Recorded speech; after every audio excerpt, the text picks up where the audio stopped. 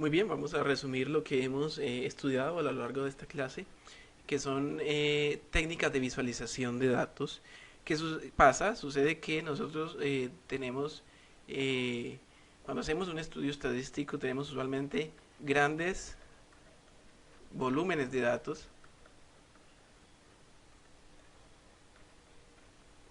y obviamente pues hacer una descripción, un resumen o una interpretación de esos grandes volúmenes de datos eh, pues es difícil. Tenemos que de alguna forma usar una herramienta que nos permita describir esos datos de una forma clara y entendible eh, y fácil de utilizar. Entonces nosotros partimos de esos grandes volúmenes de datos y aplicamos lo que es una técnica de visualización para obtener básicamente que un resumen o una descripción de los datos. Pues esa resumen y esa descripción de los datos nos permite leer fácilmente características o aspectos importantes de los datos que no serían fácilmente distinguibles de la información original que tenemos. Entonces, la técnica de visualización de datos es muy importante. ¿Por qué? O el uso de estas técnicas es muy importante. ¿Por qué? Porque permite resumir eh, la información disponible.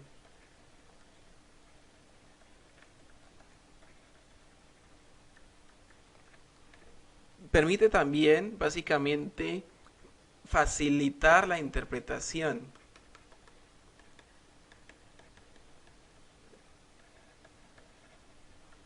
Facilita la interpretación de los datos.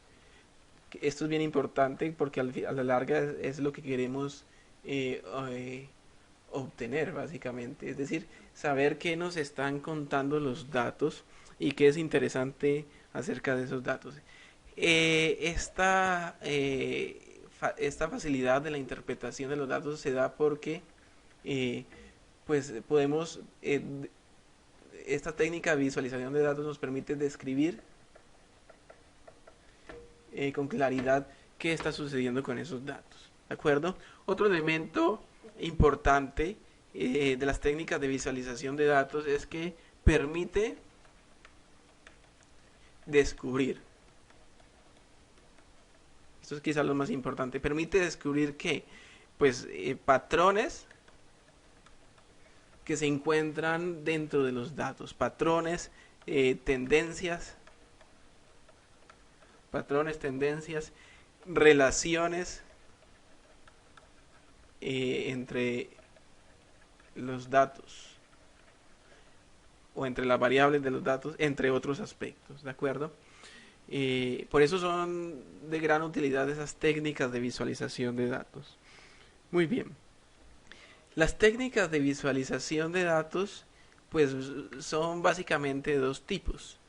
Eh, Vamos a discutir esos tipos, tipos de técnicas de visualización de datos. Si recuerdan, las técnicas de visualización de datos son básicamente dos. Por un lado, tenemos las tablas, resumen, y por otro lado tenemos los gráficos. ¿De acuerdo? Las tablas resumen. ¿Qué son esas tablas resumen? Se usan para representar cualquier tipo de variable, básicamente. Eh, Son una lista ordenada de datos. Generalmente se estructuran así. Eh, Tenemos acá arriba las etiquetas o los atributos de filas, perdón, de las columnas. Aquí tenemos los atributos de las filas y aquí tenemos los datos. Realmente esas tablas resumen son tablas cortas, no son no contienen grandes volúmenes de información, ¿de acuerdo? Por tanto, al ser tablas cortas, pues se pueden leer fácilmente. Aquí tenemos generalmente el título de la tabla y aquí tenemos una fuente o notas explicativas. Esos son los principales elementos de la tabla. Eh, las tablas resumen se usa para resumir grandes volúmenes de información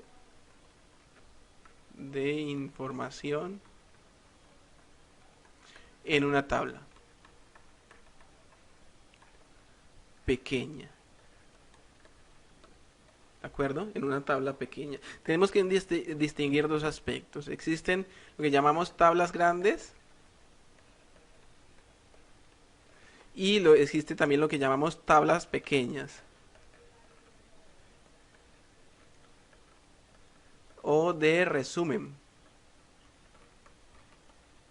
¿Qué son las tablas grandes? Las tablas grandes son las que almacenan grandes volúmenes de información, pero al extraer y al depurar esa información en tablas pequeñas, pues esa información se hace más fácil de leer, ¿de acuerdo?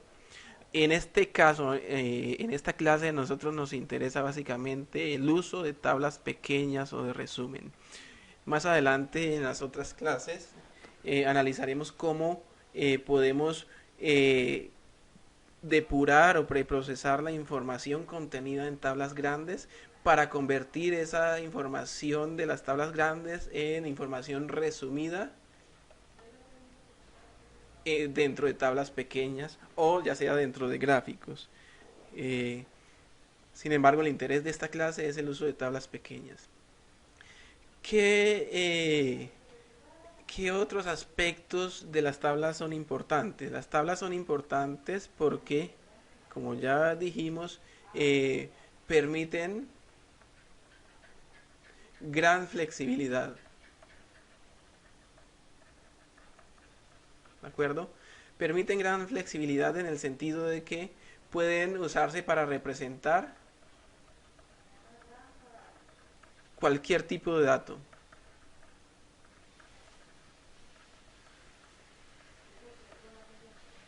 Ya sea un dato cualitativo, y recuerden que dentro de los datos cualitativos están los nominales y están los ordinales, o ya sea un dato cuantitativo, que aquí en este caso también tenemos los datos eh, continuos, cuantitativos continuos, o los datos discretos. ¿De acuerdo? La tabla es muy flexible, ¿por qué? Porque permite representar cualquiera de estos tipos de datos. ¿De acuerdo? Por eso es muy útil. Una de las dificultades de las tablas, pues es básicamente que dentro de las tablas no es fácilmente, en algunas ocasiones, no se identifican fácilmente patrones o tendencias o comportamientos de los datos o relaciones que tengan diferentes variables dentro de los datos, ya que pues las tablas hacer una lista de números ordenados pues dificultan esa identificación de patrones. En esos casos los gráficos son más útiles, ¿de acuerdo? Sin embargo, las tablas también son importantes, principalmente por su gran flexibilidad. De hecho, una tabla, al ser tan flexible, permite representar gran cantidad de información en un espacio muy pequeño, cosa que pues no sucede con los gráficos. Muy bien, vamos a hablar de los gráficos. Los gráficos comparados con las tablas permiten, bueno, sí, permiten realizar o hacer una lectura rápida. ¿Una lectura rápida de qué? De la información contenida, ¿de acuerdo? Es decir, esa lectura rápida nos permite concluir rápidamente patrones, tendencias relaciones, cosa que no es tan fácilmente descubrir dentro de las tablas. Los gráficos son muy útiles por eso. Una limitación de los gráficos es que no son muy flexibles, no son, no son muy flexibles como si lo son las tablas. Un gráfico no es muy flexible, ¿por qué? Porque permite representar un número limitado de variables,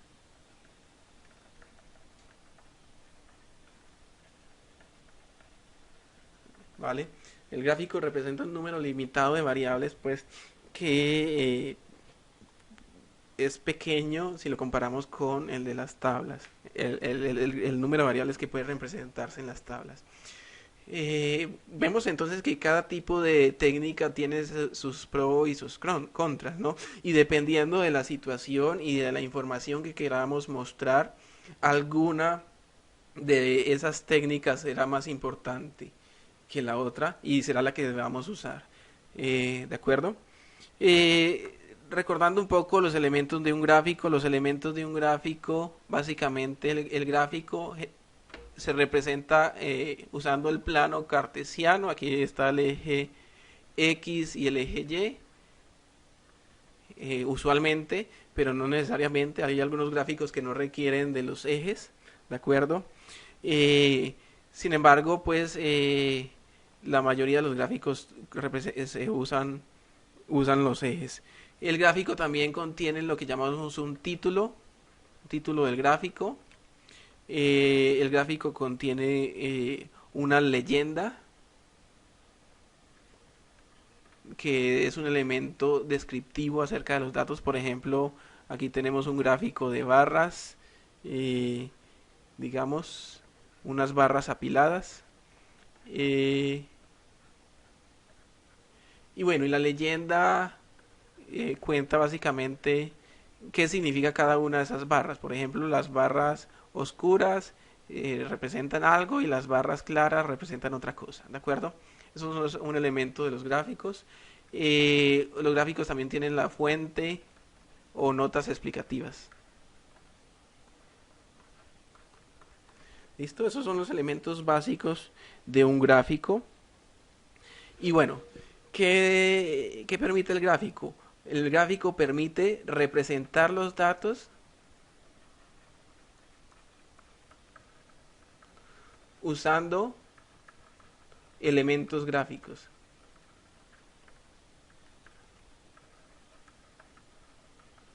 Los elementos gráficos, ¿cuáles son? Las líneas, las barras, los puntos, eh, sectores circulares, entre otros. ¿De acuerdo? O básicamente es esos elementos gráficos. Eso básicamente es un gráfico. Aquí mostramos las principales elementos. Muy bien. Eh,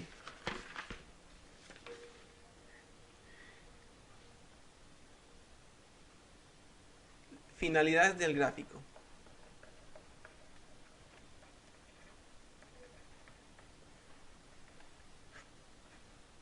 Los gráficos que hemos estudiado durante esta clase básicamente son gráficos que se usan para representar datos cualitativos. ¿De acuerdo? Los gráficos que estudiamos durante la clase. Más adelante, en las próximas clases, analizaremos gráficos que permitirán representar datos cuantitativos o estarán diseñados específicamente para datos cuantitativos. ¿De acuerdo?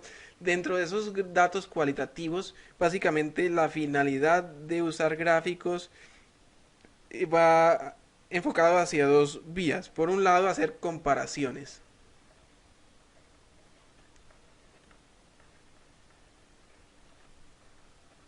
Dentro de esos gráficos cuya finalidad es hacer comparaciones, encontramos lo que llamamos los gráficos de barras y encontramos también los gráficos circulares. O si recuerdan, el gráfico de sector, gráfico de torta o gráfico de pastel también. Otra finalidad del gráfico es la composición y también, además de la composición, la comparación.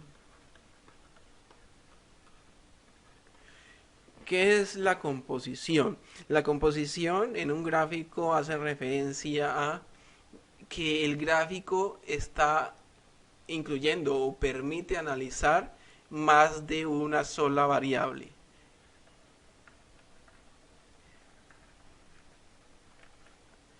La composición quiere decir que el gráfico permite analizar dos o más variables